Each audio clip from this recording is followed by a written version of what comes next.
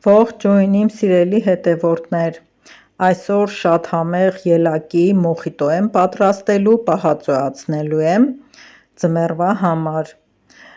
մոտավորապես կաթսան 8 լիտր է և հաշվարկ եմ արել 7 լիտր ջուր եմ լցրել ու ավելացնում եմ մոտավորապես ամեն բանկայի համար 200 գրամ շաքարավազ, բանկաներս 1,5 լիտրանոց են, դուք կարող եք հատապտուղը լցնել բանկան, հետո ջուրը լցնել վրան, դատարկել, նոր շաքարավազը լցնել ու եռացնել, այդպես շատ հեշտ կլինի չափը իմանալը, ելակներն արդեն մաքրած են, հիմա յուրաքանչյուր բանկային 250 գրամ կլցնեմ, մինչև այստեղ ավելացնեմ նանան և մի շերտ կիտրոնը,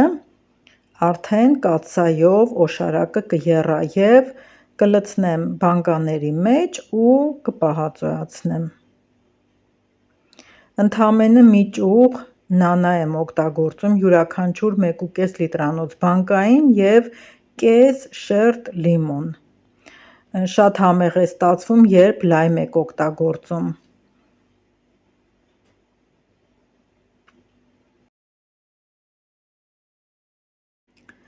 ընդամենը 30 րոպե է հարկավոր, որ այս համեղ կոմպոտը պատրաստ լինի, մինչև տեղավորեցի ելակը, նանան և կիտրոնը, այստեղ արդեն ջուրը եռալու վրա է, հիմա մի րոպե հետո կբերեմ ու կավելացնեմ բանկաներին, շատ հաճախ բանկայի մեջ լցնում եմ շաքարավազը և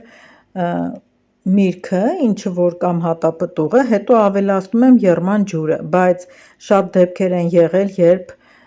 փչացել է, բանկաները ուռել են ու թռել են, դրա համար հիմա պարտադիր շաքարավազը ջրով եռացնում եմ, նոր ավելացնում եմ, ինչ կոմպոտ ուզում է լինի, շատ լավ է մնում, ընդհանրապես չի ուռում, չի թթվում, կրիշկան չի թռնում, ահա լցրեցի, պահածոյացրեցի, տեսեք ինչ գեղեցիկ գույն է, դեռ նոր եմ փակել, հիմա պետք է տաք ծածկոցով ծածկեմ, մինչև առավոտ կթողնեմ, հետո կհանեմ, մի հատ